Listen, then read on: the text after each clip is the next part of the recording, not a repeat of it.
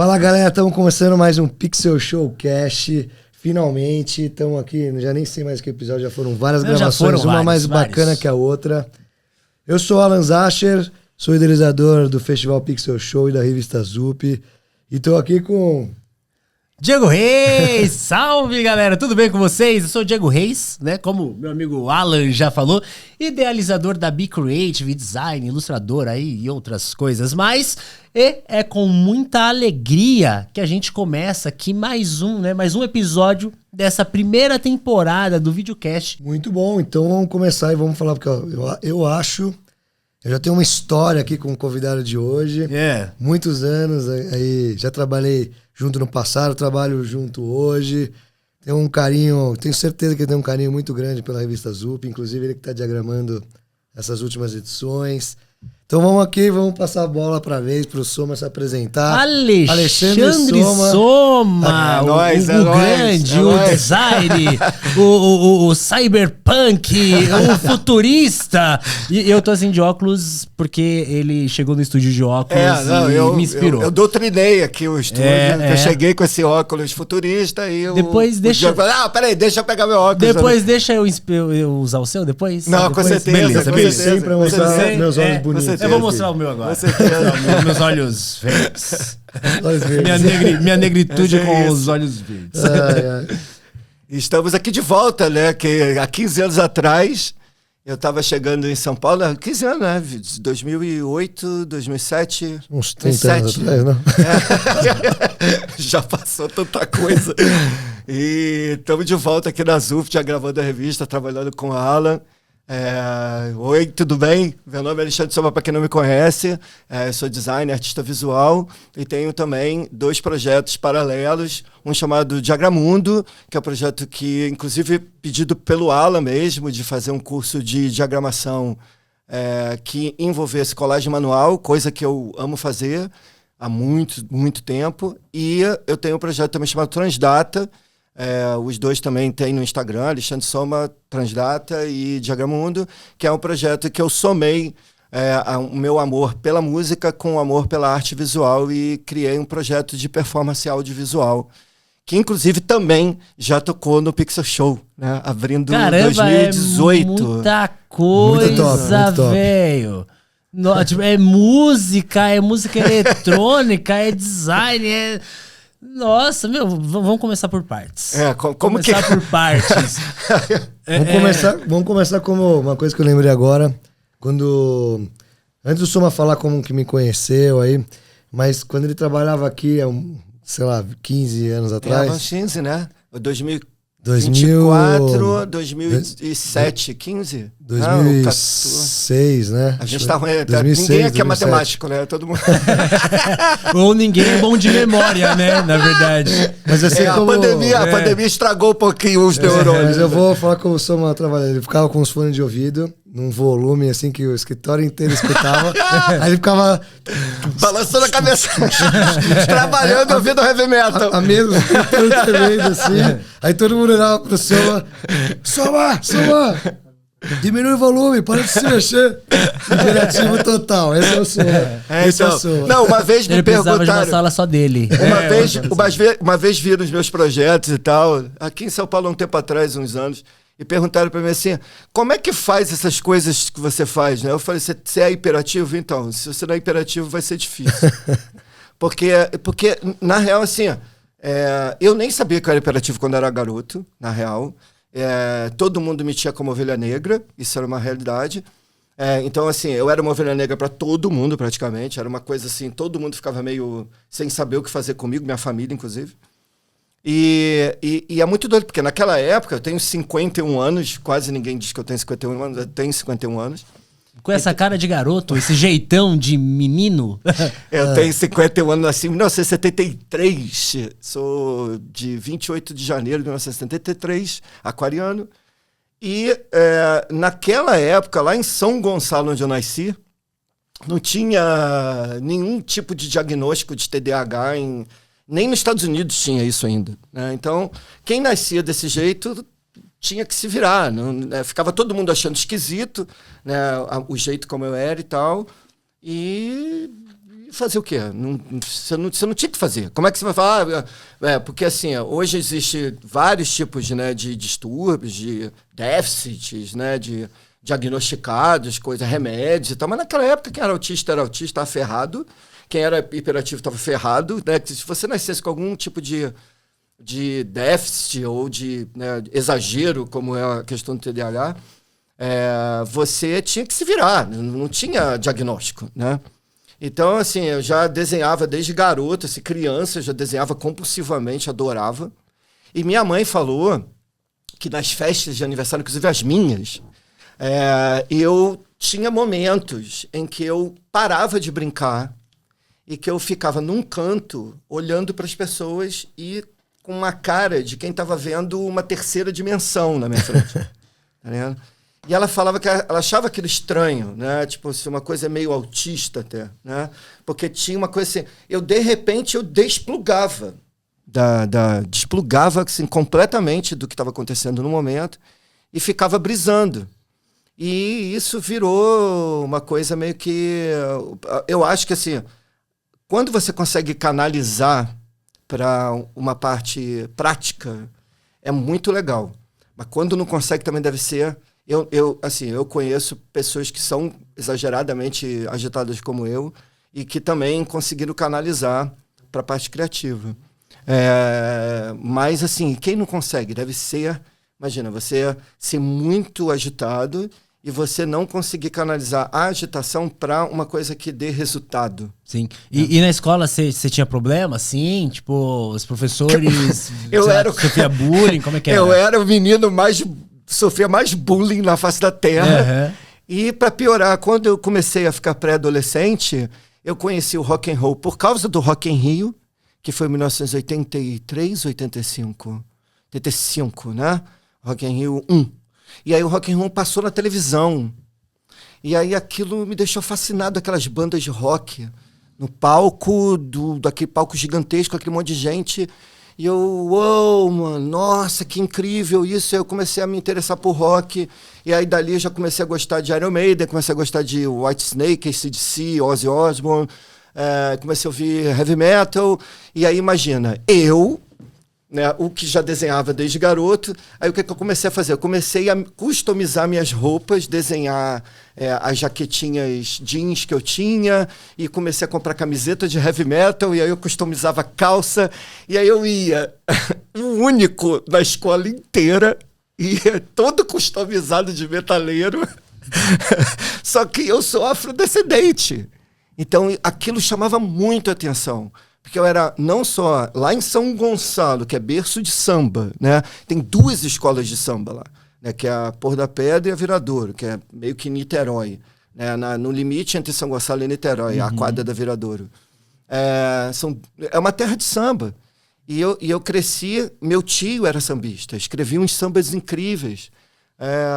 Então, assim, o que era rock para a maior parte das pessoas que estavam à minha volta quando era uma coisa que era coisa de maconheiro doidão, tá ligado?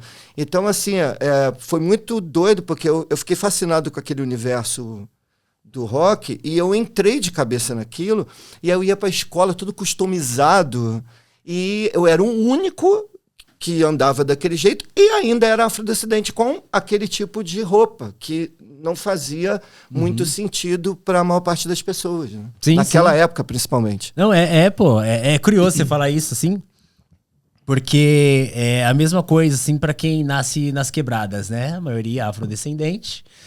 E aí, quando você vai para uma vertente um pouco diferente, então, na minha época, que era o hip hop, né? Que é o rap, né? Racionais e tal. Ouvia também, mas também descobri o rock, né? Através dos amigos, tá? Comecei a tentar uns acordes de violão, essas coisas assim.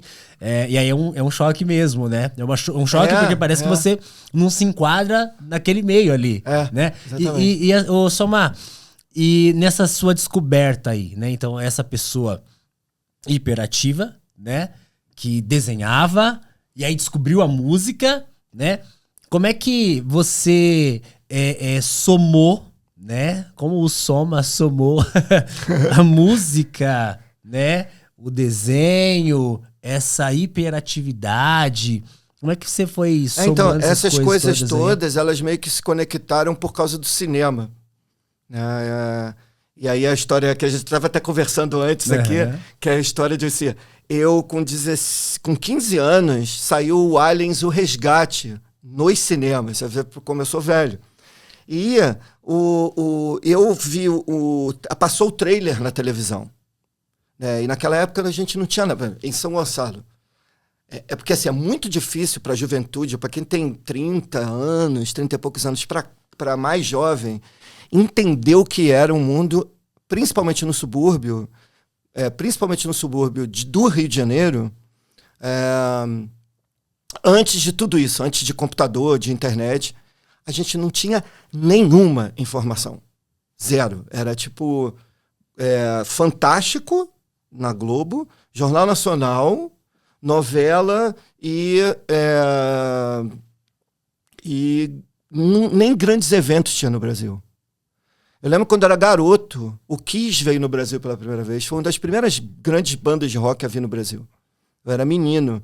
Eu lembro que eu jogava bola lá em São Gonçalo, num lugar chamado Rodo, que foi o primeiro lugar onde eu nasci. Não, eu não nasci lá, mas aonde eu morei quando era criança. Né? Que é o centro de São Gonçalo. E aí tinha uma vila onde eu brincava, e eu lembro que tinha um cara, eu lembro mesmo disso, tá? Isso eu não estou inventando. Tinha um cara que ouvia Kiss, ele amava o Kiss, ele tinha pôster do Kiss na frente da casa dele, e eu ouvia aquele som e falei, putz, isso é maneiro. Isso bem antes, né, de ver o Rock in Rio, né, na televisão. Então, assim,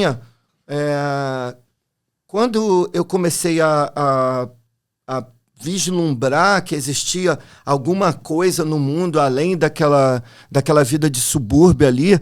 Você tem ideia de que era São Gonçalo naquela época? Passava boi na frente da minha casa. E meu bairro não era num lugar rural de São Gonçalo. O lugar que eu morei, onde meu pai construiu uma casa e a gente morou, e que eu vivia a maior parte da minha adolescência, um lugar chamado Paraíso, que até tem um outro bairro Paraíso aqui em São Paulo.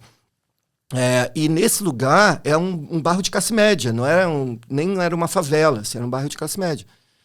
E passava boi, passava homem de cavalo, a gente pescava rã, porque tinha rio limpo ainda ali, e a gente ficava pescando rã quando era moleque, para comer rã. E assim, essas coisas rurais, eu vivia essas coisas rurais quando era adolescente em São Gonçalo. Já comeu rã? Não, meu, não comi rã. Esses dias eu tava no Piauí esses dias aí, e aí no quarto que a gente tava apareceu uma rã num dia, lá pulando. E aí depois no outro dia apareceu outra rã. Não, e a doideira é que assim, se você pegar onde eu morava em São Gonçalo, é tipo 20 minutos do centro de Niterói de ônibus e 30 minutos do Rio, 35 minutos. Não é longe do centro do Rio de Janeiro. Mas é que naquela época, cara, não tinha nada, cara. Não tinha nada. Eu tô falando da época do governo Sarney. Antes ainda do Collor. Né? E aí depois ali, entrando no governo Collor, que assim, não tinha nada, mas não tinha nada. O Brasil não tinha carro novo, os carros eram tudo velho, era tudo Fusca, Brasília. Era telefone, celular, que estava começando na minha adolescência, aquele tijolo, né? Então, assim, a gente não sabia de nada.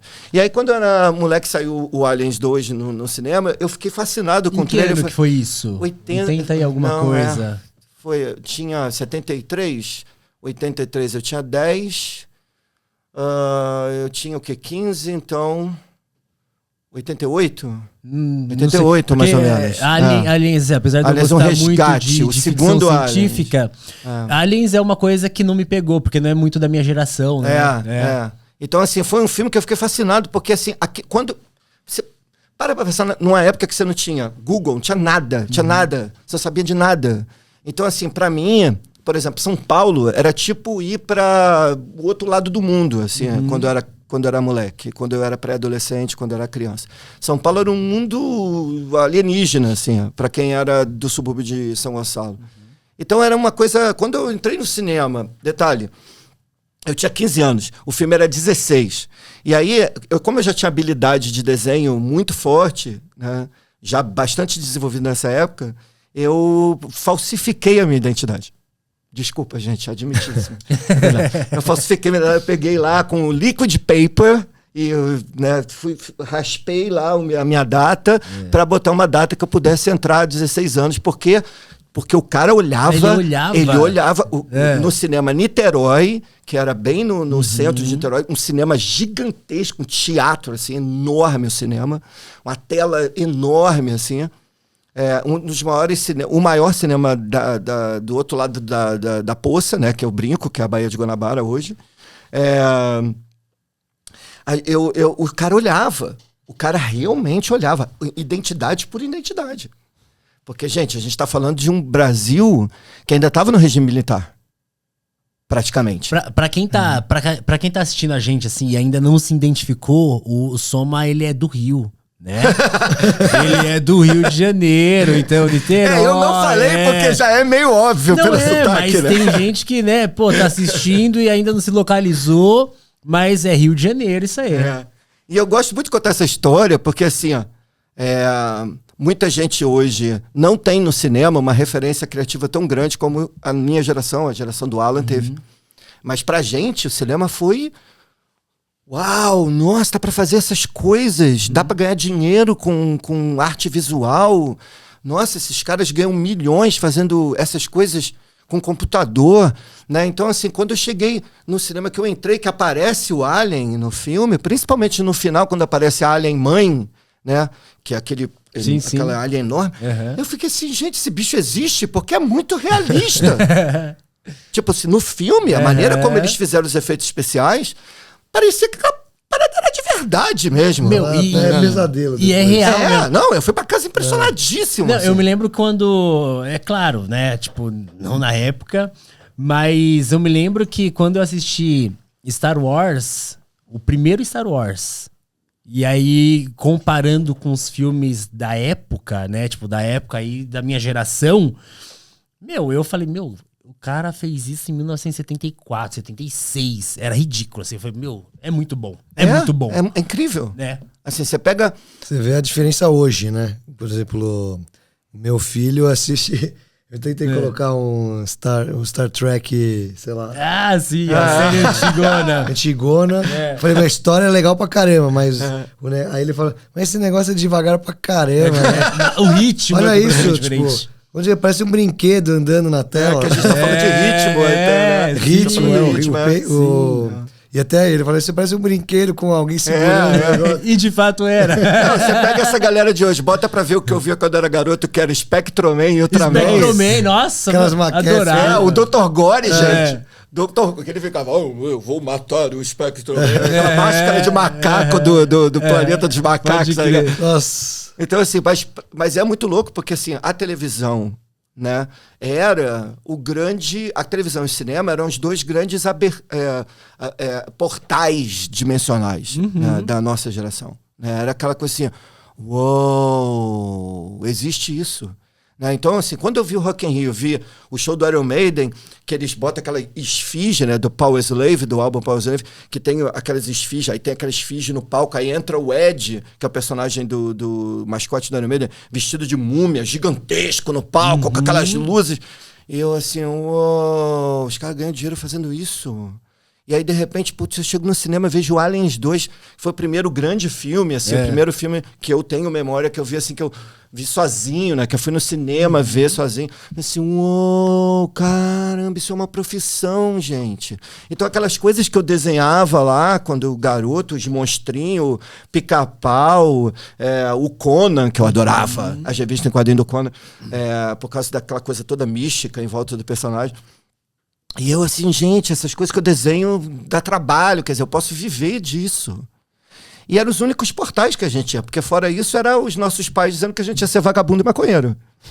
Né? Porque existia um grande medo ainda naquela época, e eu acho que talvez no interior mais profundo do Brasil ainda existe isso nossa, até hoje.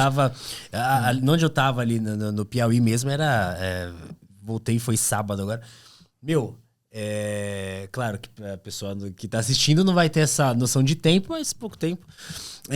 Eu fui para uns lugares ali, eu não fui para pontos turísticos, porque quando a gente vai para pontos turísticos de uma cidade, de uma região, não condiz, muitas vezes, com o modo que aquele povo vive, né?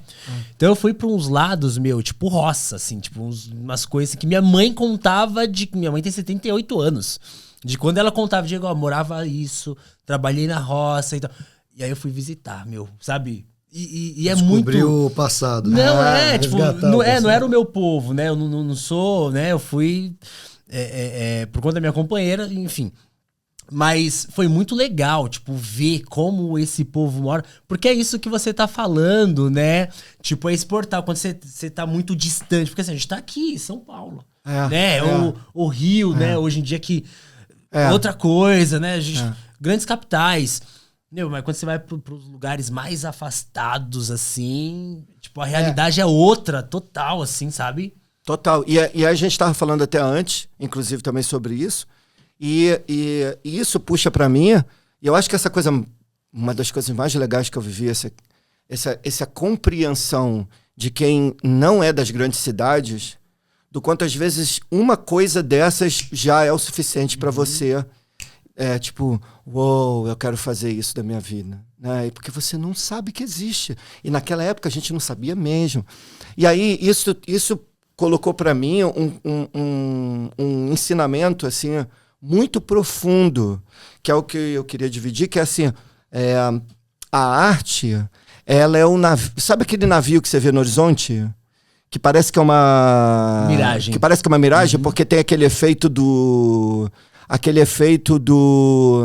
calor na água, que faz parecer que o navio está em cima da água. Sim. Então, isso é a arte. É uma miragem. Você vê lá no horizonte, assim, flutuando, tá ligado? E você não sabe que é possível. Você olha assim e fala, não, aquele navio não existe, tá ligado? Porque é você que projetou o navio, entendeu? Então, a arte, ela é uma coisa que você vê no horizonte. Você não sabe se você nem vai conseguir. Então, assim, quando você é alimentado por referências de que aquilo é possível, o navio vira possível. O navio não tá ele não tá em cima da água, ele não é uma miragem, não é uma viagem aquilo. Aquele navio tá na água, ele é o seu navio. Você vai chegar lá, vai embarcar nele e vai para sua viagem. Então, assim, a arte, ela é um desejo, ela é assim como o design. Porque uma das traduções do design é desejo. Uma das traduções da palavra design é desejo. Desejo no sentido dessa coisa assim, do ponto de partida ao ponto final. Quer dizer, você idealizar algo que você precisa chegar a partir de uma necessidade, né? Então, isso me marcou muito, porque foi muito assim, o Soma começa ali. Entendeu? Começa naquele momento. Começa no cinema.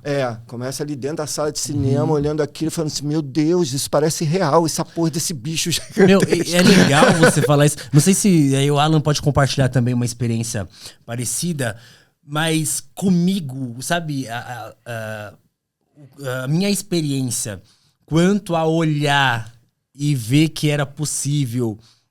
E eu ficar vislumbrado com alguma coisa a ponto de eu querer desenhar, porque até então eu não desenhava e tal, foi quando na escola os amigos chegaram e me apresentaram, assim, eu me lembro, não sei se vocês se lembram, que vocês são mais velhos, não sei se vocês acompanharam isso, não sei se era da geração de vocês, mas a gente ia nas docerias e tinha uns álbuns que você comprava o chiclete e você pegava os álbuns e você preenchia os álbuns com chiclete, né? Eu lembro disso. Então. Eu lembro do chiclete, mas eu não sabia que tinha álbum. Não, tinha álbum, velho. E tinha aqueles de tipo tatuagem também, né? Tem isso. Tinha todo tipo de besteira pra criança. Mas eu lembro dos chocolatinhos Nestlé.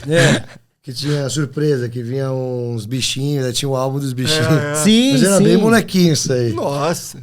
E aí, assim, esse do álbum, por quê? Porque eu me lembro que eu tava na escola, aí os moleques chegou, terceira série.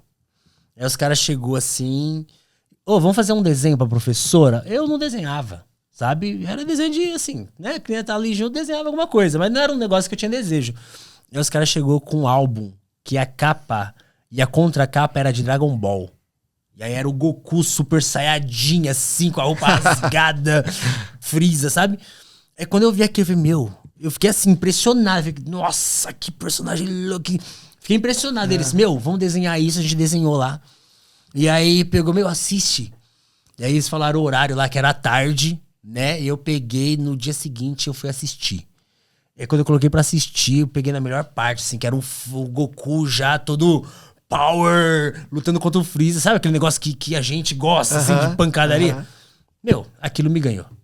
Tipo, velho, é sério, eu tô aqui hoje e faço o que eu faço na vida. Por causa dela. Por conta daquele momento. É isso, é. Assim, sabe, tipo, comparando. É isso, mas é mesmo, né? é. Porque tem alguma coisa que você vai entrar em contato com aquilo e aquilo vai... Puf, né? Que é o meme, né? Puf. Cara, eu me lembro até hoje, assim, aquela transformação, aquele negócio que... Meu Deus! E você, Alan, teve... Cara, pra mim foi um pouco diferente, cara. Acho que foi muito... Meus pais me colocaram em escola de arte desde que eu era molequinho, acho que dos 7, 8 anos. Eu fazia, acho que toda terça-feira, o dia inteiro, ficava na escolinha de arte. Saía da escola e ia pra uma escolinha de arte. E lá aprendi um pouco de tudo. Animação, aquarela, desenho, marcenaria. Então eu fiquei vários anos, sei lá, até uns 12 ou 13 anos. E tinha a escola de arte também na escola, então complementava, né? Mas tinha ilustração, quadrinho. E meus pais me levavam também muito em museu e galeria. Então. E acho que eu fui tomando esse gosto, falei, meu, arte, todo final de semana ia pra algum lugar diferente. A escola só levava pro Museu do Ipiranga. Ou pro parte do colégio. Que era só isso, todo ano fazer o mesmo programa. Como São Paulo tivesse pouca coisa pra fazer. Né? Porque sempre teve muita coisa pra fazer. Sim. Mas acho que o incentivo dos meus pais acho que foi importante pra moldar, assim, o meu gosto por ilustração, por arte. Quadrinho, tava falando até num outro Pixel Showcast, que a gente lê a Tex, o Fantasma. Tinha o Conan, você me falou do Conan? Não falei? Eu não falei o Conan, mas o Conan eu lia também. Putz, eu me lembro quando eu ganhei uma edição de luxo do Conan, não é da minha época, mas tinha um graphic novels, né? Tinha graphic novel, isso mesmo. Me lembro de uma capa azul, edição de luxo, assim, escrita em dourado. Eu comprei essa na época. Meu, me lembro quando eu ganhei isso aí, mas eu ganhei de um cara que gostava muito, ele tava se desfazendo. E ele sabia que eu gostava de desenhar. Cara, ele me deu... Quando eu olhei aquilo... o filme do Schwarzenegger foi... O filme tudo, assim. Mas foi bem aceito na época? Então, o filme do Schwarzenegger, ele não foi... Eu acho que eu não vi... Eu vi o Conan 1 no cinema, acho que não. Eu não vi no cinema, ele é mais antigo. TV, mais antigo do que o Alien. Acho que eu não vi nenhum desses no cinema. Acho que é de 80 e pouco, o Conan 1. Quando o Schwarzenegger ainda era autorofilista ainda. Eu assisti era o Conan ator ainda. com o Schwarzenegger. Mas foi bem aceito na época? Então, eu não sei se foi bem aceito. Meus amigos da época, todo mundo Mas curtia. todo mundo gostava dele como Conan. Né? Porque ele realmente incorporou o bagulho. Total, Ele incorporou. E o filme é bom. O filme Conan 1 é um bom filme. Parece mesmo, não acho que tá bem... Não é um filme bosta, parecido sabe? com os quadrinhos, meu.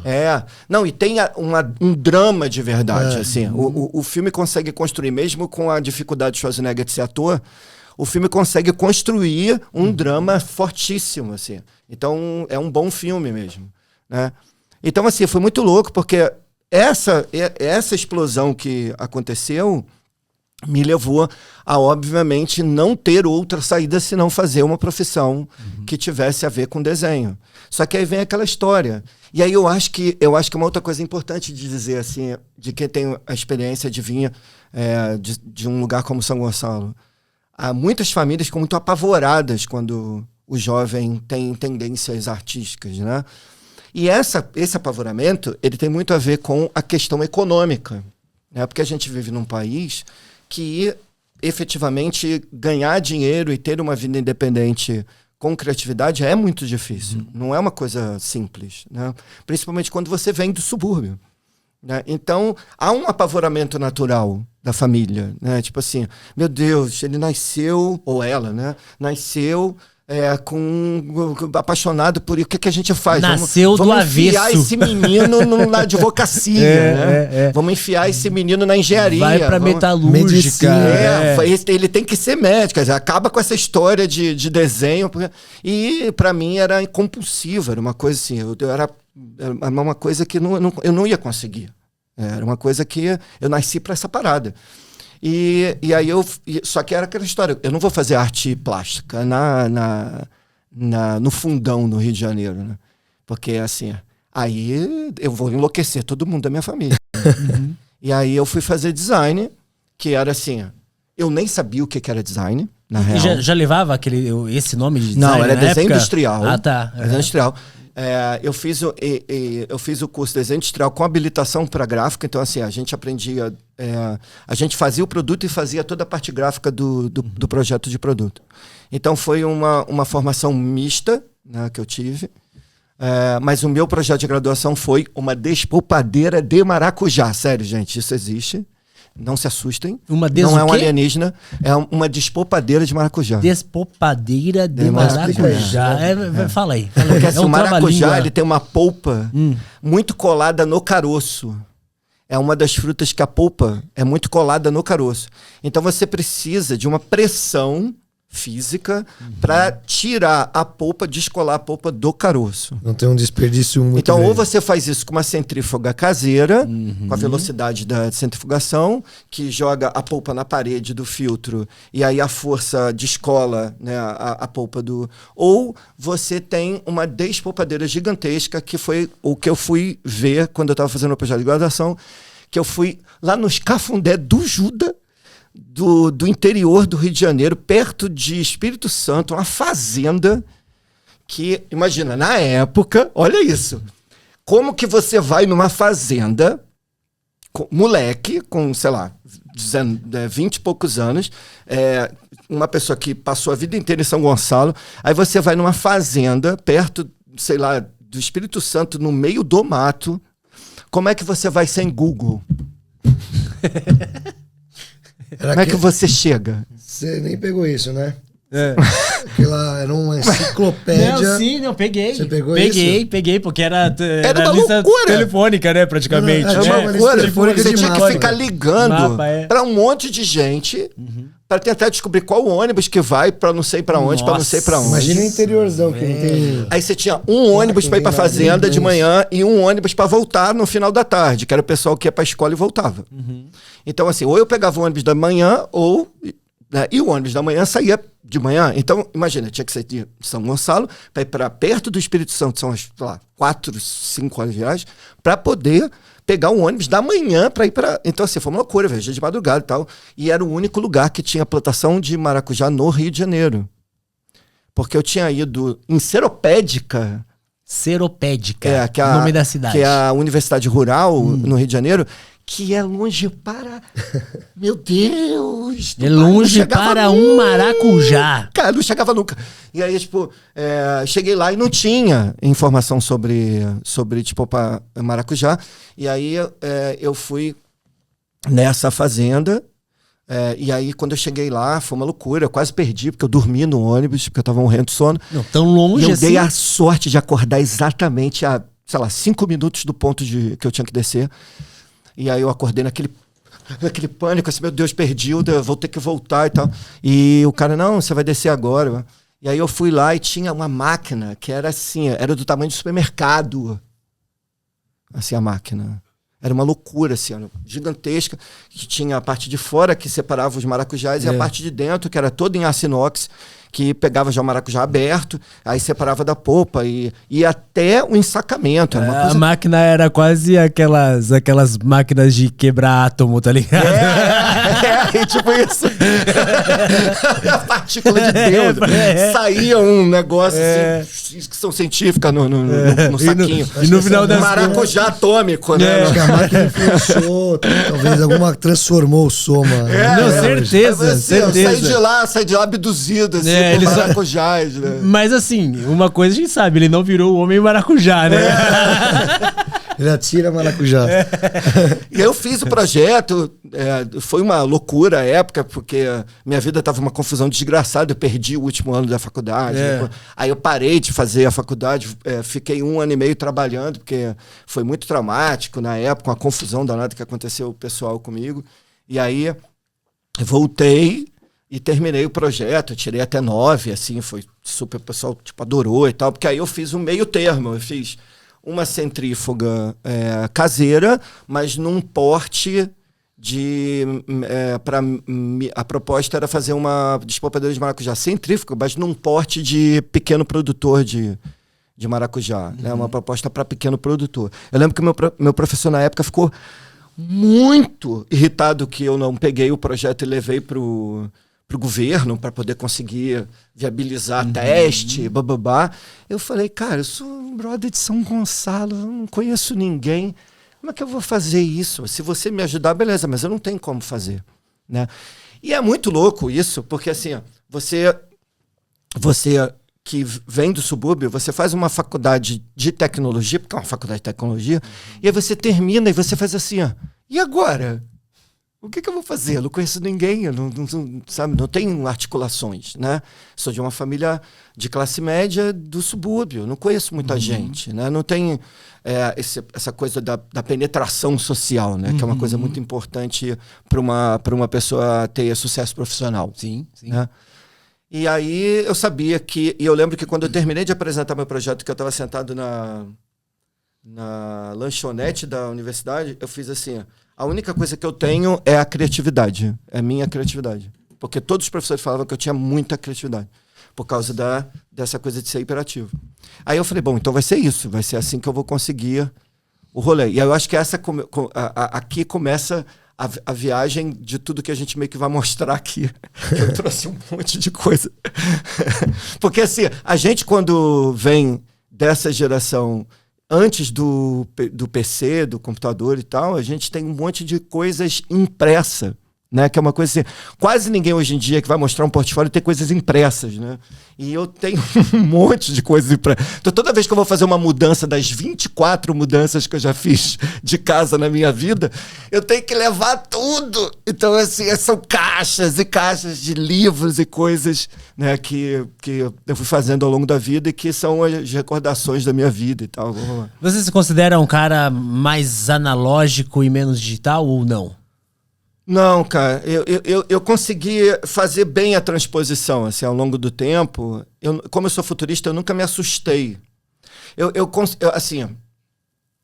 tenho que reconhecer que a AI atual me assusta um pouco. Por quê? Como designer, assusta um pouco, né? Porque você tá ficando velho, né? Então, assim, é mais difícil, né? Quando você tá com uma certa idade, você acompanhar a galera mais jovem. Principalmente em termos de energia, né? Apesar de ser hiperativo, já está começando a ficar complicado, né? De acompanhar energeticamente o trabalho, né? Então, aí que facilita muita coisa, né? Então, ela facilita muito o trabalho de pessoas que têm bem menos experiência que eu. Então, é uma competição meio injusta, vamos colocar assim, para pessoas que são mais velhas, né? Que acumularam uma experiência. E aquela experiência, de repente, aí meio que corta toda essa experiência que você acumulou ao longo da sua vida. Então é meio assustador. Mas não é um assustador assim, vou me suicidar porque tem aí. É um assustador mesmo, é um assustador profissional. Assim. Como artista, eu acho aí fantástico, assim. Né? Como do trabalho que a gente vai conversar, o trabalho transdata, o trabalho de arte e tal. Eu quero usar, inclusive, para criar live visual para as minhas performances. Mas, como profissão, eu acho meio assustador. Mas, na época que mudou de analógico para o computador, eu ficava desesperado querendo computador. E meu pai, porque computador para quê? Você faz tudo manualmente, vai gastar dinheiro com isso, blá, blá, blá. E aí eu fui fazer um estágio, na época da universidade, no Flamengo, não remunerado, de 1 ano, para aprender a mexer no Photoshop, no CorelDRAW, Illustrator existia na época, não. Era Photoshop, CorelDRAW, Painter, Fractal Painter. Fractal Painter. E tinha um programa bem chechelento de animação na época, que eu não lembro o nome agora, que a gente também tinha que aprender. O Flash, não? Não, era um antes. Era bem chechelento mesmo. E aí... porque as empresas estavam começando a vir para o Brasil com essas novas tecnologias de software, só que não tinha mão de obra. Então, o que eles faziam? Eles ofereciam a aula, trabalho, para você aprender, e aí quem se desse melhor na aula seria contratado. E, guess what? Eu não fui contratado porque eu era afrodescendente suburbano. Porque o cara me comia de preconceito. Assim, o dono do lugar, ele me comia de bullying. Tipo, mas era um negócio assim... Que jeito, assim?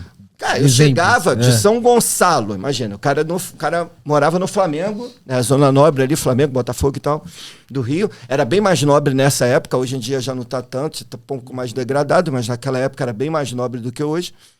Era tipo que é Copacabana, Ipanema hoje e tal. E o cara era gringo, o cara era espanhol. E muito engraçadamente, o cara era mais escuro que eu, mas ele era espanhol. E ele, toda vez que eu chegava, ele fazia piada com São Gonçalo. Tipo, você veio de bonde hoje, na sua cidade tem elevador? Assim, tipo, sabe essas coisas de ficar fazendo bullying? Tipo, assim? quando eu fiz intercâmbio nos Estados Unidos, os caras estão na high school lá. Tem macaco tem um macaco na cidade. Porque você é do Brasil. Tipo, São Paulo. Não é São Paulo, né? Tipo, não é na Amazônia, sei lá. Ou no interior, numa floresta. Eu me lembro... Mas é ridículo, os preconceitos. Eu me lembro de uma vez, assim, tipo, não vou falar o nome da empresa que eu tava trabalhando, assim, eu era menor aprendiz, meu. Assim, foi uma empresa que me deu a oportunidade de seguir com o que eu trabalho hoje. Mas uma das pessoas lá, que era o meu chefe, eu me lembro até hoje, meu, é engraçado até. Ele me pediu pra ligar o ar-condicionado. Meu, eu venho da quebrada, assim, ó, tipo... Sabe? Pobre. Não, pobre. Sabe? Tipo, meu, computador, notebook, sabe? Eu fui ter contato disso depois de adulto, eu trabalhando.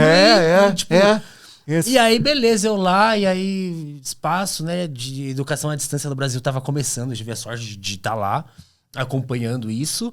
E aí o chefe ficou, Diego,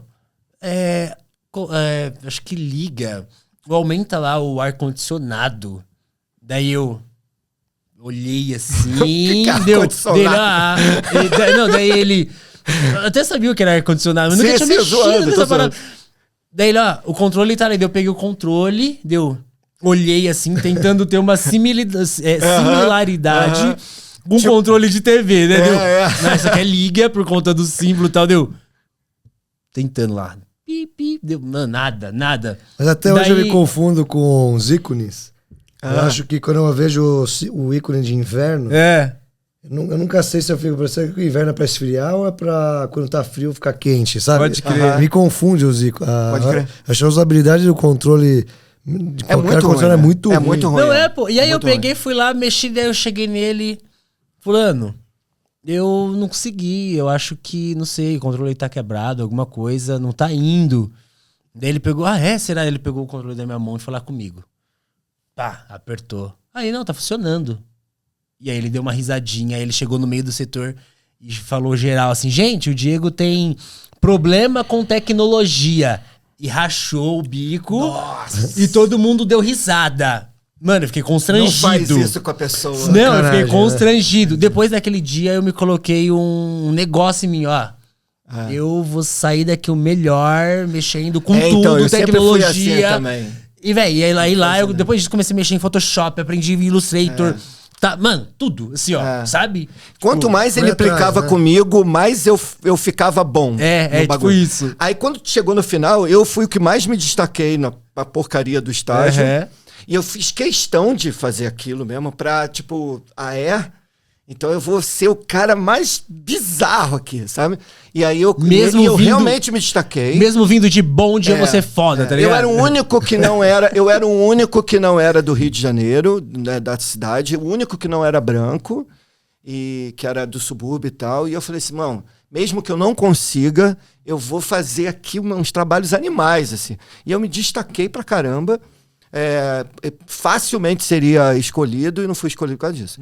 Então, assim, e é muito louco porque, mesmo não tendo a fisionomia afro, né? Porque eu tenho uma fisionomia meio árabe, assim, porque meu pai é francês e português, com uma cara meio de francês mesmo, e ele é branco de olho azul e louro, meu pai. E minha mãe é afrodescendente.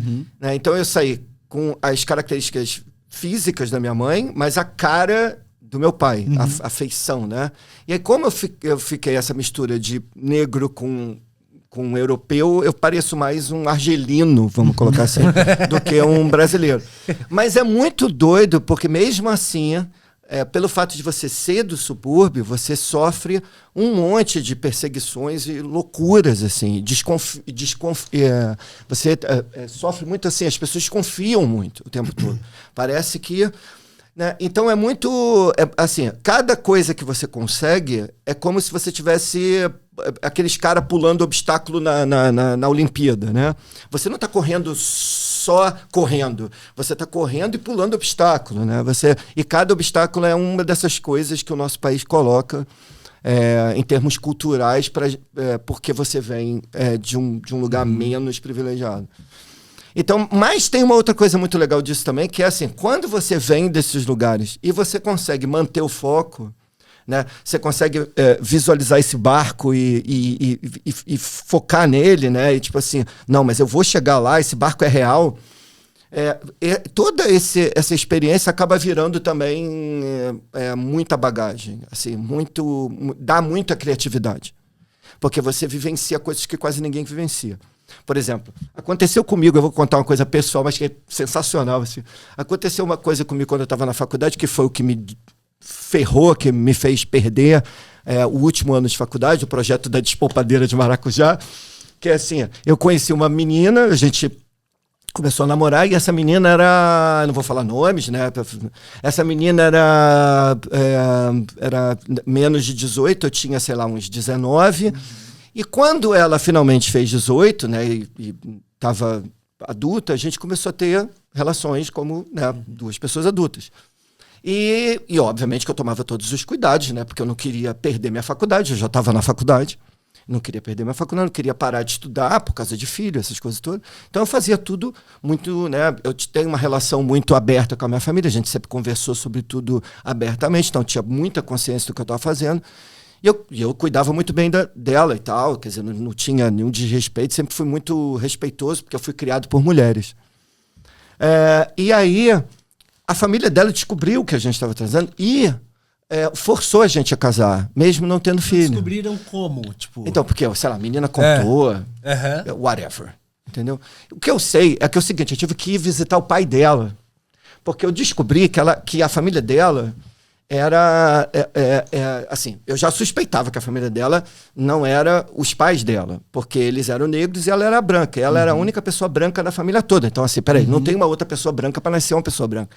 Então, ela deve ser o quê? Sobrinha deles, ou sei lá, adotada, né? E aí eu descobri que esse pai existia, porque eu sabia que a mãe não. Ela era órfã de mãe. E eu tinha que ver esse pai... porque o pai estava exigindo que eu casasse. Não, você tem que ir lá. E aí, quando eu descobri onde o pai morava, eu falei assim, rapaz, isso não vai dar certo. Porque ele morava num lugar chamado Laranjal, no São Gonçalo, que é tipo fazenda.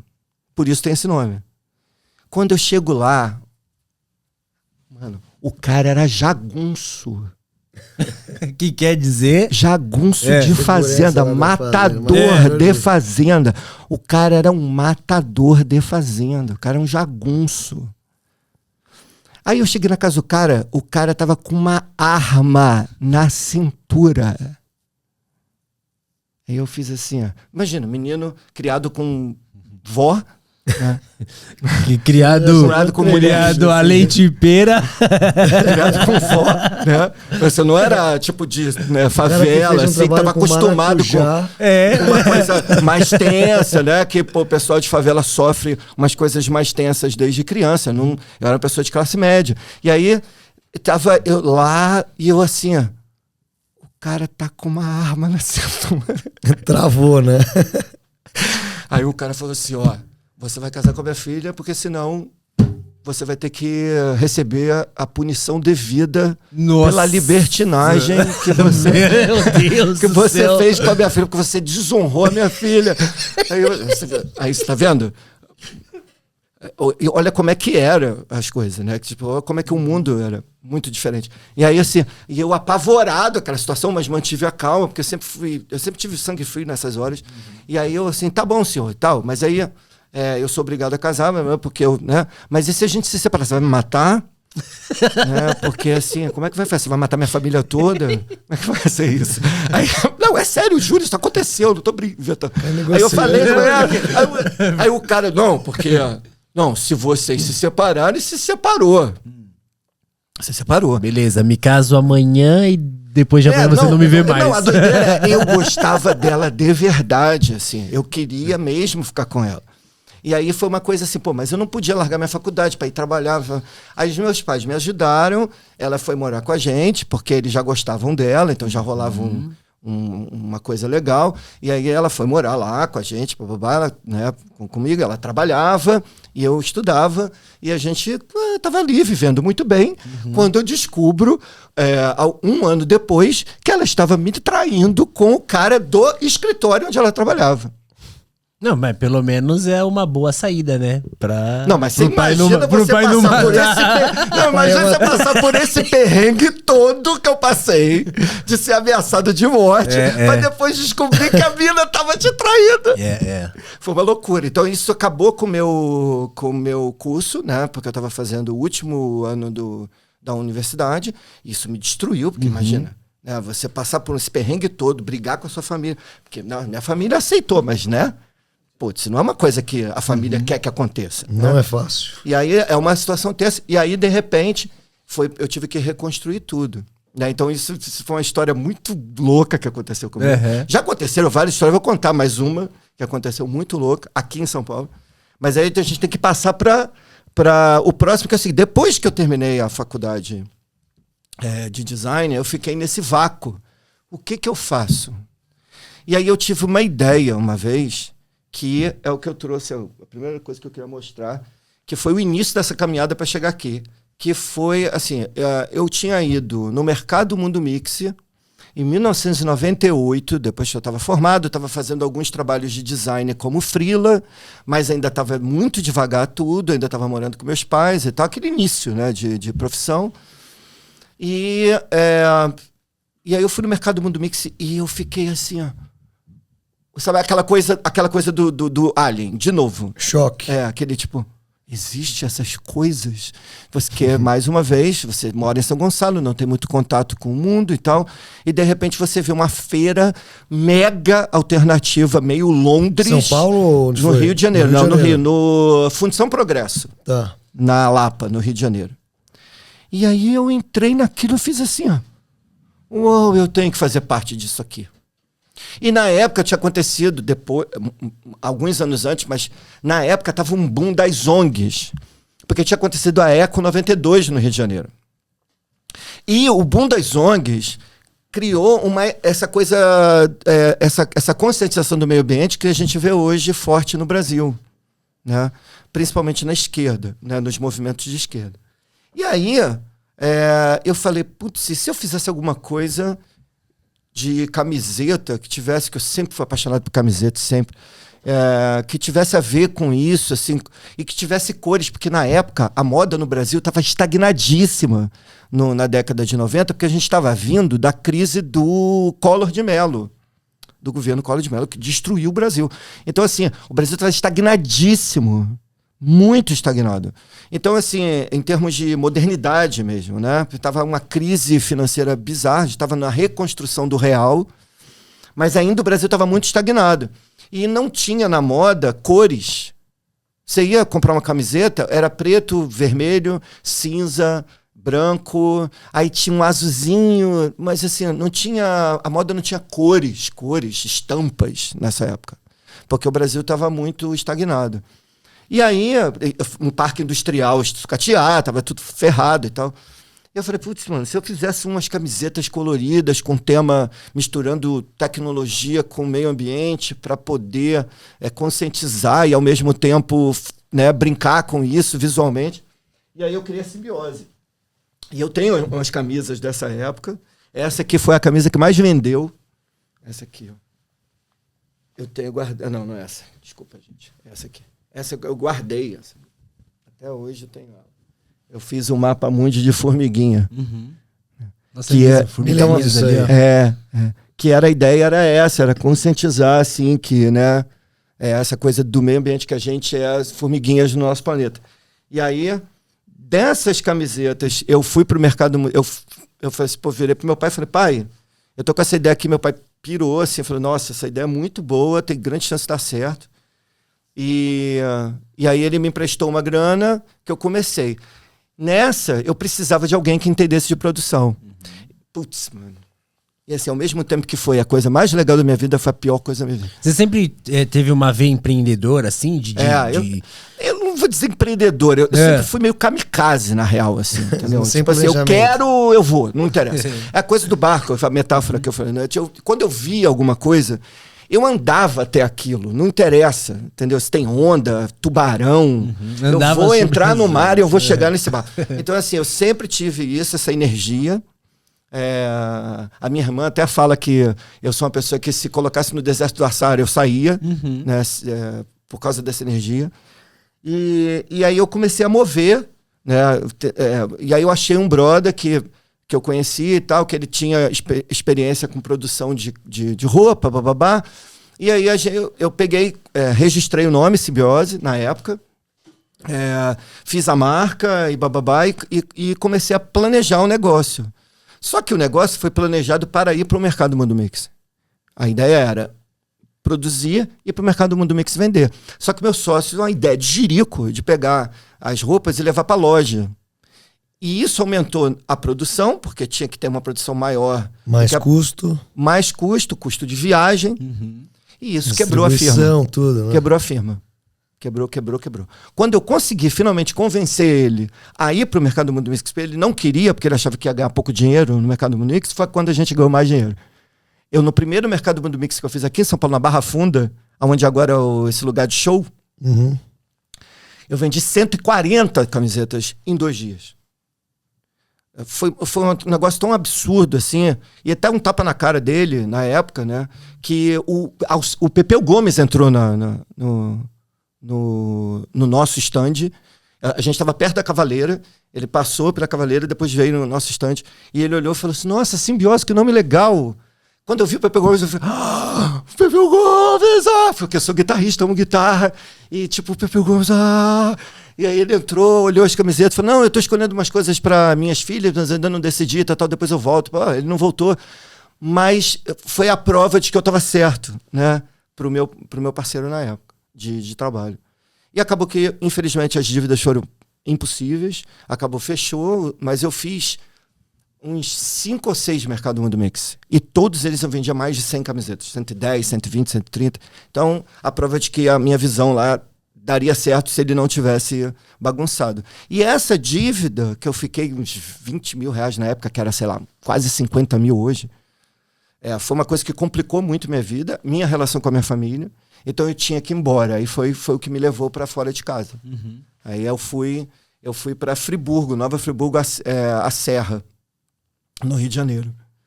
E aí a doideira é o seguinte, mais uma vez, para vocês, que hoje em dia tem Google Maps e tal, naquela época, se arrumar um emprego na cidade que você não vivia, era páginas amarelas, pessoas. Páginas amarelas. Então você tinha que pegar a página amarela, olhar, ver ali, procurar as empresas, ligar uma a uma, marcar entrevista, viajar 2 horas, 3 horas para fazer entrevista e tal. Era nesse nível, assim. E aí numa dessas entrevistas eu fui aprovado, fábrica de ideias lá em Nova Friburgo. E aí, tipo, ali começou o que me levou a ser professor universitário lá na Serra. E você com quantos anos nessa época? 28. 28. E você veio para São Paulo... 10 anos depois. 8 anos depois. 8 anos depois. 36. E você ficou todo esse tempo em Nova Friburgo? Fiquei esse tempo todo em Nova Friburgo. E foi muito doido, porque eu cheguei em Nova Friburgo, eu tava ferrado. Eu morava num quartinho, sem janela, e lá faz 0 graus à noite, no inverno. Então, assim, era um quartinho pequenininho, com a cama, um armarinho e uma mesinha para botar meu computador. E, tipo, no topo do prédio, que tinham 3 andares, era o quarto mais barato que eu achei na cidade, assim, e mais limpinho, né? Porque tinham outros que eram muito sujos. Mas não tinha janela, era uma grade e uma persiana, porque aquilo ali era uma casa que ela usava como depósito, que ela tirou para usar como quarto, para ganhar um dinheirinho a mais. E era na frente da máquina de lavar. Então, quando as pessoas iam lavar roupa, se eu estivesse dormindo, eu acordava. Porque, tipo... Então, tinha janela e ficava do lado da lavanderia. Não, teve uma vez que eu fui trabalhar lá, e aí no inverno, Eu passei uma semana com 0 graus. E cadê? Não dava para tomar banho, porque o banheiro era 3 andares abaixo. Porque eu morava num quartinho, não tinha banheiro. E o quartinho onde eu ficava era o terraço, né? Então era bem virado para o ar, assim. Então, você imagina você sair de um chuveiro hiper quente para um choque de ar de 0 graus. Então, assim, aquela semana inteira eu fiquei sem tomar banho. Porque, tipo, eu vou morrer, vou ter uma pneumonia se eu tomar banho, tá ligado? E eu não suava, porque, tipo, era 0 graus, menos, era 2, 5, 3, 0 graus. E eu ficava a semana inteira sem tomar banho. Desculpa, gente, mas foi só dessa vez. Minha namorada, Maria Fernanda, foi só dessa vez, tá? Eu tomo banho todo dia. E nesse período você ainda desenhava, assim, desenvolvia seu trabalho artístico ou não? Já, eu mexia no Flash nessa época, fazia umas animações artísticas. Acho que você nunca parou, né? Nunca parei. Você continuou fazendo o seu trabalho, trabalhando para ganhar dinheiro, pagar as contas. Em paralelo, fazendo trabalho autoral, um trabalho de arte, tentando achar uma linguagem, porque você é uma loucura, porque a vivência que você tem é que faz você achar a sua linguagem, sim, né? Sim. Então você tem que viver, não tem jeito. E é uma busca, né, do artista, do design, assim, tipo, como um todo, assim, buscar essa linguagem, né? É uma busca. A galera sempre, assim, pelo menos meus alunos sempre tem essa ânsia de preciso encontrar meu estilo, minha linguagem, não sei o quê, sabe? Mas é isso, é que nem você disse, é com a vida, né? É com a vida, é lidando com a gente, com as nossas histórias, que a gente encontra o nosso estilo. Ô Somar, eu quero te perguntar aqui, a gente tá aqui na mesa com alguns trabalhos seus, algumas coisas lindíssimas. Seu sketchbook é lindíssimo aqui. Você tem um contato, né? Quando eu falo de você, o que mais me vem à mente são as colagens, tá? Eu acho que é o que, pelo menos pra mim, é o que não é nem justifica, mas é o que mostra, é o que representa você, a colagem. Meu, como é que é o seu processo criativo? Como é que você pensa nas colagens? Como é que você chegou nisso? Então, todas essas coisas. Tipo, acho que o nome Soma que eu criei quando eu vim pra cá, pra São Paulo, na real era Cromossoma, né? Dá pra ver Dá pra ver? Muito pouquinho, né? Então, isso aqui na real, isso aqui é um Moleskine japonês aqui de 3 metros, em que eu passei um ano customizando ele inteiro. Né? E aí é um. O que mostra nessa câmera? Aqui, ó. Acho que aqui dá. Tá bom? Aqui, ó. Então eu passei um ano inteiro customizando. Aqui? Aqui? Aí eu passei um ano customizando ele e na real, assim, esse é meio que a pedra fundamental do meu trabalho, onde eu explorei todas as coisas que eu podia explorar do imaginário que eu já tinha vivido. Eu fiz isso quando eu tinha chegado aqui, acho que eu fiz há uns 12, 13 anos esse Moleskine. Foi tipo assim, ok, é isso que eu quero dizer, esse é meu trabalho, é isso que é a minha linguagem. E aí eu falei, vou fazer um Moleskine japonês, vou passar um ano inteiro trabalhando nele para ir desenvolvendo e botando para fora tudo aquilo que eu... E aí isso passou a ser a pedra fundamental de todos os outros trabalhos que eu comecei a fazer. Moleskine japonês? Eu não sei, eu tinha uma piração com isso. Assim. Porque eu achava muito legal essa história dele ser... Contínuo, dele ser uma tripa. Dele ser uma tripa. Tá. Não, assim, minha curiosidade é do japonês. Por que japonês? Não, é porque o Moleskine japonês ele é feito assim, em forma de tripa. Ele não tem as páginas, né? Eu não sabia disso. Página, eu não sabia disso. Moleskine ele abre inteiro. Isso não é que da hora, mano. Ele eu não sabia disso. Ele é uma tripa aqui. Ele vai abrindo. Olha lá, ele vai abrindo. Legal. São 3 metros isso aqui. É uma coisa louca, assim. Eu passei o ano inteiro exercitando. Então, porque, na real, assim, se você parar pra... Como é que é? Pra ele o pessoal que tá aí ver, ó. Ele é bem mesmo a síntese entre a ficção científica que me arrebatou quando eu era garoto e a coisa do subúrbio. Porque quem mora no subúrbio sabe que o subúrbio é caótico. Né? E você vive esse caos do subúrbio. Né? Você, da coisa do lixo na rua, que não foi recolhido pela sabe? Da coisa da imprevisibilidade do subúrbio, da imprevisibilidade dos centros dos subúrbios, né?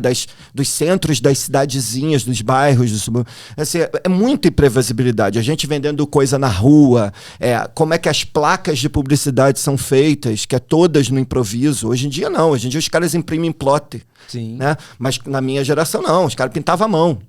Né? Existe até um artista muito famoso, que eu não lembro o nome dele, que ele pegava, lá no Nordeste tem essa cultura de placas de metal, de publicidade, né? em vez de outdoor. Então ele recortava, pegava essas placas que o pessoal jogava fora, e aí ele reconstruía, rediagramava e fazia obra de arte com aquilo, que é um tipo de colagem também. Né? Então, assim, o subúrbio, ele é uma colagem, no final das contas, de um monte de coisa embolada uma na outra. Total, Qualquer lugar que você vai no subúrbio, você anda num centrinho de subúrbio, um centrinho comercial, aquilo ali parece uma colagem. Né? E a própria maneira como as casas nos subúrbios são também, tem esse aspecto de colagem, que é a mesma sensação que dá quando você vai, por exemplo, no centro de São Paulo, e que você olha os prédios ali do Minhocão, parece uma colagem de prédios, porque é um prédio em cima do outro, em cima do outro, e todos eles têm formas diferentes, então fica uma coisa geométrica, abstrata, né? Quando você olha planificado. Né? Eu lembro quando a gente fez o Estética Marginal, eu usei isso como referência para fazer a diagramação do livro, né? do livro Estética Marginal. Então, acaba aquela história que a gente está falando no início, quando você passa por esse monte de experiências, né? Essas experiências são dores, mas também são vantagens, quer dizer, também são ritos criativos, né? Que faz você despertar para coisas. Vai criando os repertórios, né? Exatamente, vai criando repertório. E aí você tem, por exemplo, quando você pega a colagem, pega uma dessas que tá aqui, ó, que tem lixo, né? Que eu uso aqui. Lixo, né? Uso várias texturas diferentes, vários materiais diferentes. Né? Então isso é exatamente do subúrbio mesmo, né? Da vivência de você ter nascido no subúrbio, de você ter nascido num lugar em que eu via isso na frente dos comércios, dos supermercados, né? Essa colagem de materiais, né? Então isso, e aí esse Moleskine, ele vem dessa junção, dessa vivência com a ficção científica, que é a minha paixão absoluta, assim, desde o Aliens lá. Legal. Que eu falsifiquei a identidade. E assim, tipo, quando eu olho, né, eu vejo formas, né, mas eu vejo muito uma abstração aqui, mas tudo parece que se conversa, mesmo dentro desse caos, assim, muita textura e tal. Assim, eu entendi que as suas referências é esse caos, é o subúrbio mesmo, influências futuristas e tal. Mas como é que, na hora que você tá fazendo isso aqui, como é que você organiza esse pensamento na hora de fazer? Porque eu olho aqui, eu acho legal. Mas na hora de fazer, eu teria uma dificuldade de fazer isso aqui. Porque eu sou uma pessoa muito... não é objetiva, mas muito figurativa. Apesar de aqui... lógico, ter figuras que a gente acaba identificando como prédios aqui, alguma coisa assim, mas vai pra abstração também. Como é que você eu entendi. Essa coisa assim, como que consegue, as coisas conseguem ficar harmônicas entre si. Isso. Né? São coisas diferentes que ficam harmônicas. Então, eu acho que é a formação acadêmica, ela ajuda. Aí, nesse ponto, eu acho que tem o pezinho do designer mesmo, né? Tipo, você falou do negócio de você, quando jovem, sua família levava você pra... Eu não tive isso, né? Então, assim, quando eu fui pra faculdade, que eu descobri que existia abstração geométrica, tipo, peraí. Existem quadros de abstração geométrica que valem milhões. E aí você viu o quadro, era um quadrado vermelho num fundo azul. Aí você quer... Peraí, alguém pintou um quadrado vermelho num fundo azul e esse quadro vale, sei lá, 20 milhões de dólares. Aquele negócio que a gente... me explica isso. Né? Aquele negócio que a gente sempre fala, né? Pô, até minha prima faz, tipo... E aí você via, por exemplo, você pega o Kate Haring, que é da pop art, o desenho dele, você fala, até o meu sobrinho faz isso. Né? Então, aí eu saía da universidade, principalmente quando eu estava fazendo esse estágio no Flamengo, eu ia para a livraria da Travessa, no centro do Rio, que já existia, e eu devorava os livros, né? Devorava os livros, porque eu não podia comprar. Então eu devorava, eu ficava lá folheando os livros alucinadamente, que é essa vivência que você teve. Então, assim, quando você tem essa abertura, essa humildade, né, de devorar os livros, de você não ter arrogância de, não, sabe, de tipo assim, não, vou ficar dando, não, eu sou melhor. Quando você consegue ter um pouco dessa humildade, você, não, mas peraí, deixa eu ver o que esse cara faz. Não, peraí, mas deixa eu ver o que esse cara faz. Não, mas peraí, deixa eu entender por que ele fez isso. Né? Que é uma coisa que o design faz você. Porque quando você estuda a história do design, você tem que entender o bagulho. Para você entender o que é design, para você entender... você tem que entender os movimentos, você tem que entender... Inclusive, eu fiz o somatório no meu canal do Instagram, durante a pandemia, porque isso é um troço que eu amo tanto, que eu falei, mano, eu tenho que fazer uma sequência de vídeos para falar sobre isso. E aí eu somatório é o quê? É um programinha que eu criei durante a pandemia, que eu ficava fazendo, tipo youtuber mesmo, fazendo no Instagram Diagramundo, @Diagramundo, e no Instagram Alexandre Soma. Eu fazia uns videozinhos de casa, que eu montei lá um setup, comprei luz e tal, microfone legal, lapela, e eu fazia para poder mostrar, para poder falar sobre isso, para poder contar essas histórias, né? Sobre como que você, com humildade, você absorve os gigantes para o seu trabalho. Para você ter mais biblioteca mental visual, para que essa biblioteca mental te ajude nessa hora. Como é que você vai combinar um material, 6, 7 materiais que não tem nada a ver um com o outro, numa composição? Né? Você tem que ter biblioteca visual, você tem que ter cultura. Né? E que é uma coisa que hoje em dia está muito, vamos dizer, degradada nas discussões. Né? A cultura está meio em segundo plano para a tecnologia, hoje em dia. Eu acho isso um erro. Eu acho que a cultura tem que sempre ser o primeiro plano. Porque a bagagem cultural que você tem é o que faz você ter boas ideias e ter essa capacidade de sintetizar, de somar, brincando com o meu nome, as coisas. Né? E às vezes coisas que não tem nada a ver umas com as outras. Né? Então, e isso é muito cinema. Isso é muito cinema. O cinema é essa capacidade de misturar várias coisas para criar uma narrativa. E eu defendo muito essa ideia de que assim, tudo é uma narrativa. Entendeu? Então, assim, se tudo é uma narrativa, se a voz é uma narrativa, se a música é uma narrativa, o que você está querendo dizer? Então, se você está querendo dizer alguma coisa, com que material você vai dizer isso? Né? E quais são os materiais que combinam dentro daquele universo? Né? Então, se você, por exemplo, quer criar uma narrativa mais gótica, quais são os materiais que combinam com essa narrativa? Né? Então, você não vai usar esses papeizinhos coloridos e lindinhos que eu usei nessas composições, porque eu queria fazer uma coisa pop art, influenciada pela pop art americana e britânica. Então, assim, tudo tem essa coisa da bagagem cultural. A bagagem cultural é o que determina se a composição que você vai fazer, ela vai atingir uma harmonia narrativa ou não. Entendeu? E muitos dos trabalhos que não tem uma harmonia narrativa é porque falta a bagagem cultural.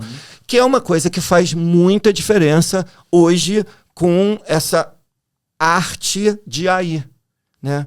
O que faz um cara fazer um trabalho maneiro de AI que a gente pode chamar de arte? A bagagem cultural que ele tem. Eu boto entre aspas a arte porque, assim, no fim, quem está fazendo o trabalho da arte prático é o código. Né? Então eu coloco entre aspas. Mas, assim, quem está por trás daquilo ali é uma pessoa que tem bagagem.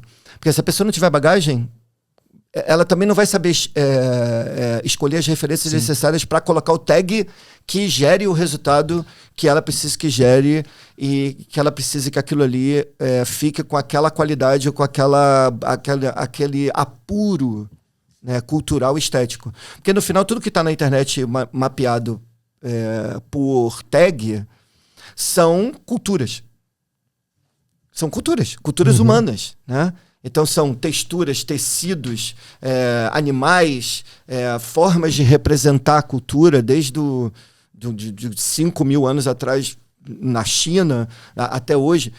O que está na internet são culturas, são informações culturais visuais, né?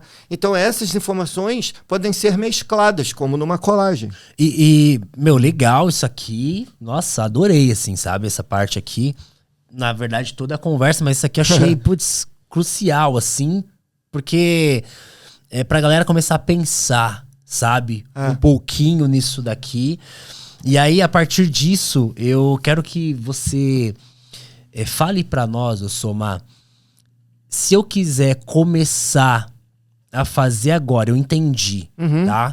Que precisa de uma bagagem cultural, né? Precisa assistir, ouvir, ler muita coisa para você começar a encontrar e sintetizar tudo isso através de materiais, de imagem. Mas se eu quiser começar agora, como eu devo fazer? Tipo, qual é o primeiro passo? Sim. É muito simples. É mais simples do que todo mundo imagina. Eu vou até falar pra lá. Não seja um cagão. Porque no fim, a gente erra pra cacete até acertar. Então, se você não for um cagão, você vai acertar. Entendeu? Porque no final é isso. Ninguém... É a história do barco. É uma miragem. A arte é uma miragem. É um desejo. É igual assim, quando o cara quis fazer, por exemplo, a marca da Nike, ele não fazia a menor ideia de que ele ia fazer aquilo. Ele queria uma marca muito legal, que representasse alguma coisa para ele e para os produtos dele. E aí, de repente, o cara desenhou um monte de coisa e desenhou aquela, entre aspas, vírgula, e o cara viu naquele símbolo aquilo que ele tinha imaginado na cabeça dele, aquele desejo de vender aquele produto, e aquele desenho sintetizava aquele desejo. Então, assim, se você tem um desejo e você não vai, você não vai saber nunca. Sommar, no começo, antes de começar a gravar aqui, você estava falando sobre arte e design, lembra? E como você vê isso, cara? Como você define esse trabalho entre o que é arte e o que é design? Isso é ótimo. Como que você interage essas duas ideias, sabe, no seu trabalho? Na real, isso já criou vários problemas na minha vida, assim, psicológicos mesmo. Porque você ter a capacidade de fazer as duas coisas são coisas diferentes. É meio... É difícil, assim. Você fica, tipo... Porque quando você está fazendo um trabalho para um cliente que quer uma específica coisa, você tem que realizar uma série de técnicas para alcançar aquele desejo do cliente, não é você que está ali. Não é você.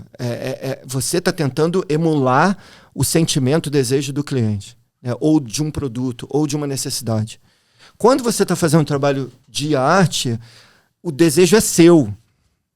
Né? Então isso embola muito. Assim. Teve vários momentos que eu tive crises, até existenciais mesmo, de você ficar assim, você está fazendo um trabalho de design e você querer que o trabalho seja o que você quer, né? E você embolar com o cliente, brigar com o cliente porque é aquilo que você quer, e não é aquilo que você quer. Não é, definitivamente não é. Você tem um briefing, né? É uma sinergia, na real. Você tem que respeitar. O que é o design, né? O design é uma sinergia de desejo, né? Então você tem uma necessidade e você vai atrás daquela necessidade, né? E aí, assim, na sinergia para chegar naquela necessidade, você tem a opinião de um monte de gente. Você tem a técnica de um monte de gente, né? Você tem a pessoa falando assim, se fizer isso aqui em metal, a gente não vai conseguir colocar lá na frente da loja. E aí você tem que criar alguma coisa que possa ser feita em plástico, porque não pode ser... Então, assim, o design ele envolve várias coisas que estão além de você. É uma sinergia. Quando você está fazendo arte, só envolve você. Então, isso embola. Assim, tanto para um lado quanto para o outro. Por exemplo, eu já fiz trabalhos de arte como designer. E aí depois, quando terminou, eu estava assim... Ficou uma bosta. Porque não é o que eu quero. Não era o que eu queria. Eu tô transferindo coisas, preocupações de designer para um trabalho que deveria ser o meu sentimento. E a mesma coisa ao contrário. Eu estava transferindo para um trabalho técnico os meus sentimentos, né? Então eu acho que está nessa compreensão assim, né, entre aquilo que é a expressão dos seus sentimentos e a sinergia que você tem dos seus sentimentos para chegar num resultado artístico. E às vezes uma banda, né, a sinergia do sentimento daquelas pessoas que vão fazer uma música, com uma coisa que você vai fazer que envolve inclusive o lucro imediato, né? Que a pessoa, quando está querendo um trabalho de design, ela está pensando no lucro imediato. Inclusive, se me permitem falar uma coisa sobre o somatório, do porquê que eu fiz essa série que vocês podem ver no Instagram, foi uma coisa que foi exatamente por causa disso. Porque eu queria, assim, eu queria fazer um programa que dissesse para qualquer pessoa o que é design. Porque as pessoas ficam com essa dúvida, o que é design? As pessoas que não trabalham com produção, né, com criatividade, ficam, mas o que é design? Né? Design é essa palavra que não tem tradução. Mas mesmo quando você entra na faculdade ali, tipo, eu já fui dar palestra na faculdade e os próprios alunos da faculdade tinham dificuldade em falar o que era design. Eles falavam o que faz, mas o que tem uma, né, o que é? Então, design é isso. Design é você ter uma necessidade e você fazer uma sinergia técnica para chegar naquela necessidade. Quer dizer, é um desejo. É um desejo de algo, né? Algo físico, né? Mas, por exemplo, o design pode ser um som também, que não deixa de ser físico. Né? Porque como é que você ouve? Você ouve porque as moléculas se vibram. Então, assim, o desejo de chegar num resultado físico qualquer precisa de um projeto, precisa de uma sinergia de talentos e de conhecimento para chegar ali. Qualquer um lápis, que era isso que eu ia falar. Quando eu estava começando esse somatório, que é um programa que a minha ideia era mostrar para as pessoas o que era design, eu fui fazer a pesquisa de um lápis, tipo, como é que o homem chegou no lápis? Veja, lápis. Se qualquer um de nós aqui for fazer um lápis, você não consegue. Você consegue fazer um lápis? Eu não consigo fazer um lápis. Como é que faz um lápis? Você tem que pegar uma madeira, furar no meio e botar um carvão dentro. É isso. Só que assim, faz um lápis igual a esse dessas marcas fabricadas. Lápis bem feito de Sondor, aqueles lápis com super carvão, e aí tem várias gradações de carvão, do carvão mais duro, carvão mais mole, bababá. Faz você em casa, com aquela usinagem perfeitinha, com acabamento pintado. Um exemplo disso, e assim, vale a pena pesquisar. Eu tenho um trabalho com caneta, assim, e aí tem algumas marcas que me mandam material, né, pra fazer o trabalho e tal. E aí eu fui pesquisar como que inventaram a caneta. É ridículo. Tipo, é maluco. Tipo, a esferográfica, né? Tem uma bola aí uma dentro. Bola aqui que é extremamente calculado pra tá aqui. E ela tem que girar e a tinta sair. Isso. É ridículo. Ela serve como anteparo. Ela serve como anteparo e como saída da tinta. Sim, aí você pega algumas marcas aí. Por isso, esferográfica. Ela grava rodando. Sim. E aí você pega algumas marcas aí como o Bic, né? Que tem o mesmo design desde sempre. Desde sempre. E é líder de mercado. E aí tem o porquê, né? Tipo, nas tampinhas. Por que a tampinha tem um furinho? Sabe? Sim. Por que tem um furinho eu esqueci agora, mas eu não lembro. Mas eu vi um vídeo uma vez, o cara explicando isso, que tem um propósito de ter um furinho, tem um propósito... Tem. Então, você lembra qual que é o propósito? Não, eu tô aqui tentando lembrar aqui, ó. Eu tô aqui tentando lembrar. Eu não lembro também. Não, eu sei que a coisa do furinho no corpo, eu acho que é por causa da pressão da tinta. Isso mesmo. Eu acho que tem a ver com a pressão da tinta. Porque senão a tinta dentro, ela esparrama. Isso mesmo, acho que tem a ver com isso. Mas assim, se você parar pra pensar, objetos simples da nossa vida exigem uma tecnologia pra fazer. Existe não é brincadeira. Existe um pensamento organizado para aquilo ser industrializado. Isso. E aí eu fui pesquisar essa coisa toda do design, das origens do design. Gente, e aí eu descubro que a origem do design, ela não tá nas escolas de design. Tem nada a ver com as escolas de design. Tá há não sei quantos mil anos atrás, quando a gente começou a dominar a química. A coisa dos alquimistas. Porque os alquimistas não é aquela galera doidona do Jorge Ben. Entendeu? Aquela viagem do Jorge Ben, que é muito legal, eu amo. Mas assim, os alquimistas eram os caras que manipulavam metais. E presas preciosas, faziam tinta. Né? Essa galera que fazia física rudimentar e química rudimentar. Porque se não tivesse esses caras, não teria nada. Porque você sabe que, por exemplo, o aço inoxidável é o ferro sem oxigênio? Sabe como que os caras descobriram isso? Colocando ferro numa estufa de... esqueci o nome agora. Essa coisa que a gente bota no chão. Cerâmica. Porque a cerâmica, ela criou... Isso aconteceu sem querer. Gente, a gente tem que lembrar o seguinte, a humanidade... Ela tem sei quantos mil anos. A gente às vezes acha que as coisas foram descobertas ontem. Mas foram experimentações em não sei quantos mil anos. Pega, vai, assim, muito... A gente tem um celular na mão, né? Câmera. Vamos pensar, tipo, na fotografia. Tipo, a fotografia pra ela permanecer. Ele foi sem querer também. O cara deixou lá e aconteceu. Não, tem várias descobertas, foram empíricas. Assim. Isso, empírico. Foram tentativas e erros. Por isso que eu falei que pra você chegar onde você quer chegar como artista, você tem que errar. Você não pode ser cuzão. Imagina se o cara... peraí, eu não vou meter a mão aqui no ferro, porque... Não, o cara foi lá, pegou ferro, botou no fogo. Vamos ver como é que é isso aqui. Aí o cara, de repente, até perdeu um pedaço do dedo, mas o cara descobriu como... Entendeu? Então, assim... Experimentação, Experimentação. Né? Então, assim, o cara botou ferro lá sem querer, não sei o que aconteceu. De repente, ele fez um experimento lá, botou lá pra ver o que acontecia.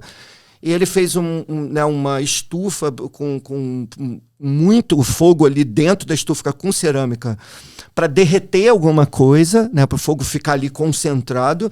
E aí, pela concentração que a cerâmica criou, houve uma ausência de oxigênio ali. Então, quando o oxigênio, como o ferro tem oxigênio, o oxigênio foi pro ambiente e o ferro ficou com menos oxigênio. E aí, quando o ferro seca, ele fica resistente para o cacete, porque perdeu o oxigênio. E aí os caras descobriram que, por exemplo, uma espada podia ser mais resistente se tirasse o oxigênio dela. Entendeu? Porque se você pega o aço, é muito mais forte do que o ferro puro, né? Porque você tirou oxigênio, você tirou um material que oxida a matéria, né? Então, assim, essas descobertas têm 2.000 anos, 5.000 anos. Essas são coisas... Então, assim, se a gente não domina esses processos industriais rudimentares lá atrás, por exemplo, a produção de azul é uma pedra lazuli que vinha do Afeganistão para a Europa. Qual pedra que é essa? Acho que é pedra lazuli o nome da pedra. Eu uma pedra azul. É uma pedra que azul. só tem lá no Cazaquistão, sei lá, Afeganistão lá, e que os caras faziam comércio pirata por Veneza. Então, os pintores só tinham azul, só pintor que pintava pra gente muito rico pra igreja, porque senão o cara não tinha azul, porque era caro pra caceta. Porque era um comércio pirata que os caras traziam, era um trampo desgraçado para trazer a pedra pro cara quebrar a pedra e transformar em tinta. Então, assim, se não tem esses caras, não tinha design, não tinha pintura, não tinha nada. Não tinha revolução industrial. O mundo não evoluiria, né? O próprio Gutenberg fez a prensa, ele faz a prensa por uma série de experimentos químicos que ele sabia fazer, porque ele era joalheirista, difícil falar essa palavra, e aí ele faz ali aqueles experimentos com chumbo e descobre um chumbo que consegue ser macio o suficiente e resistente o suficiente. Ou seja, para viver precisa ter coragem.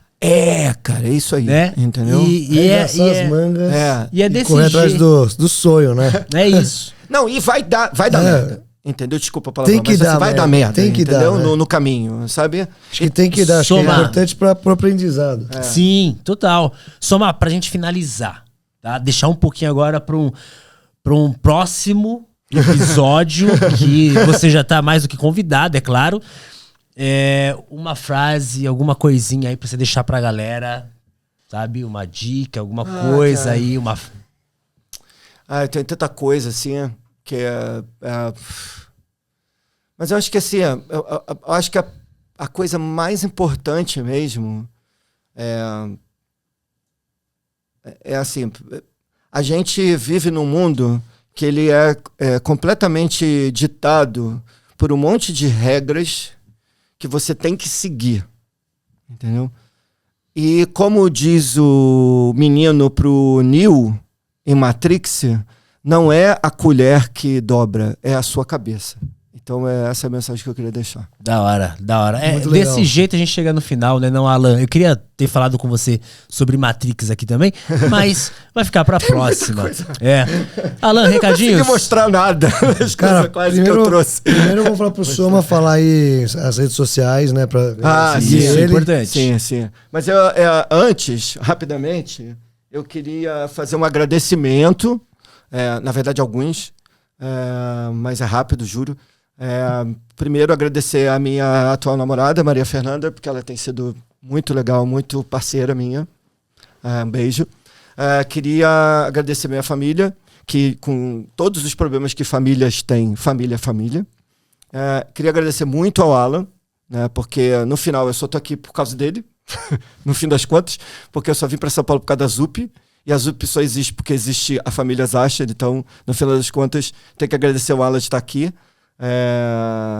Porque a ZUP foi o que de forma direta ou indireta me proporcionou as coisas mais legais que eu vivi aqui em São Paulo, e isso é verdade, eu não estou puxando o saco dele, né? Se você for no meu nas minhas redes sociais e tal, quer dizer, muita coisa legal que eu fiz está envolvida com a ZUP de alguma forma, né? O Diagramundo foi porque o Alan pediu para eu fazer o curso de diagramação. A minha performance de live visual, o Alan abriu o Pixel Show para eu fazer a abertura de 2018, quer dizer, tipo uma coisa, 600 pessoas na minha frente. Eu nunca tinha tocado para tanta gente. Assim. Pessoas. E uma estrutura gigantesca de palco, eu tinha que coordenar a música e projeção com 3 telas, então assim, era uma coisa que eu nunca tinha feito na minha vida, foi fantástico, assim. E eu queria também deixar assim, uma outra mensagem rápida, que é assim, gente, consciência, porque assim, a gente vive num país de terceiro mundo, difícil pra caramba, então vamos ter consciência, vamos pensar nos amiguinhos, né? nas outras pessoas, vamos ter consciência em tudo na vida, né? Porque a nossa vida aqui é difícil. E a gente não pode deixar ela ficar mais difícil do que ela já é naturalmente. Né? Então vamos ter consciência social, vamos ter consciência, que é uma coisa que eu acho muito importante pra gente. E as redes sociais, né? Não, eu já falei, porque eu divago, desculpa, imperativo. @Alexandre Soma. Né? Eu tenho o Transdata, que é aquele tracinho, né? Como é que é o nome? Underline Data. Né, que é o projeto de Live Vision, e tem o curso Diagramundo, que inclusive tem o @ no Instagram e tem também no portal do Pixel Show. Tanto o Transdata, a performance de música e audiovisual, quanto o Diagramundo, os dois trabalhos têm um curso grátis na plataforma do Pixel Show, então dá uma conferida lá. E eu acho que é isso, assim, os arrobas do Instagram, porque aí do Instagram vocês chegam em qualquer outra coisa, e toda a minha rede social é Alexandre Soma, então se você quiser me mandar para aquele lugar, por causa de alguma coisa que eu falei aqui, vai lá e me manda para aquele lugar que eu vou responder de boa. Não, demais, cara, a conversa foi maravilhosa. Eu ia até brincar quando você começou. Vou agradecer meu pai, minha mãe, um beijinho. Show da Xuxa. Não, porque não tem jeito, né, cara? Assim, é muito louco porque assim, quando você é disfuncional e maluco desse jeito, como eu sou, você acaba virando o que você é por causa da família, de um jeito ou de outro, né?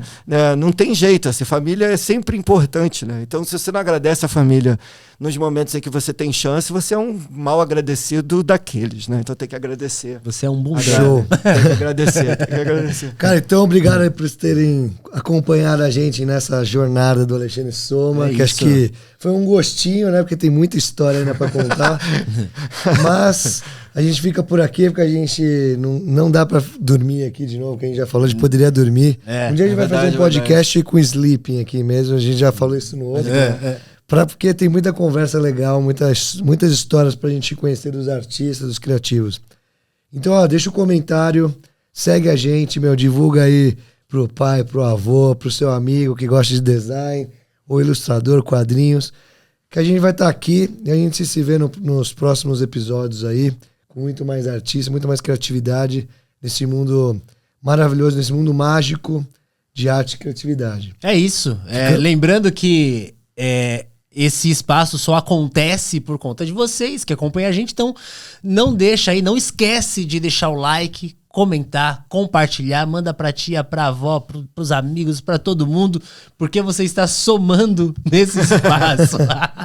Valeu, gente, obrigado. Valeu, até a próxima então. Valeu.